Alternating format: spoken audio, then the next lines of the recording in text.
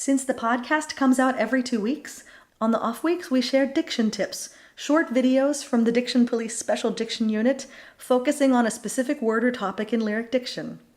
For more diction tips, check out our YouTube channel. You can find the link at www.dictionpolice.com. You can also follow the Diction Police on Facebook or Twitter at Diction Police. The third and the fourth words of this song, we get a construction that's normal in German. We have the verb followed by the subject. In this case, we have Seh ich. My question to you then, do we need a glottal between the two? Do they need to be separate? Or do we want to say seh ich or do we want to say seh ich? The glottal is, of course, helpful to articulate very precisely. But if you sing with too much glottal sounds, it's too hard for the voice. And I think that's why we should try not to use glottal sound. Keep it legato, but we have to separate the sound. So it's not a seh ich, but seh ich.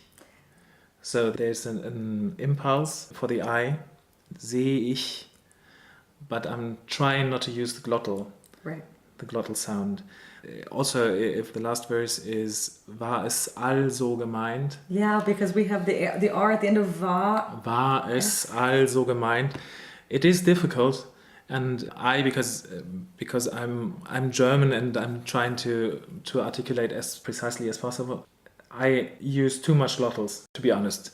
I'm trying not to do that, but still keep the articulation clear.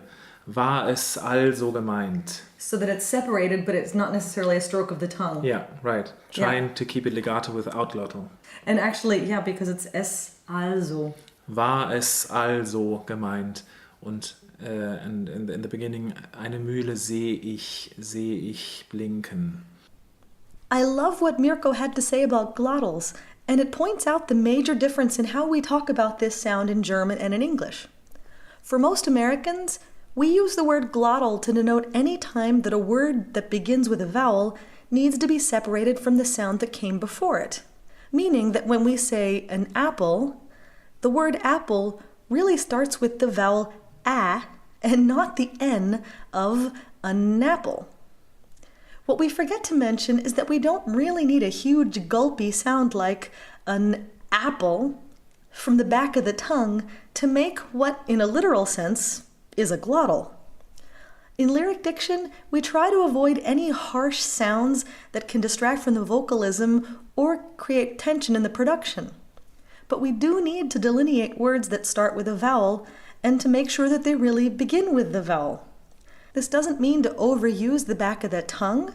It just means to make sure that the vowel starts cleanly, with space, meaning silence, between it and what came before. It is possible to do this and still not make a true glottal by simply stopping the sound before on the support and not allowing the tongue to block the airway.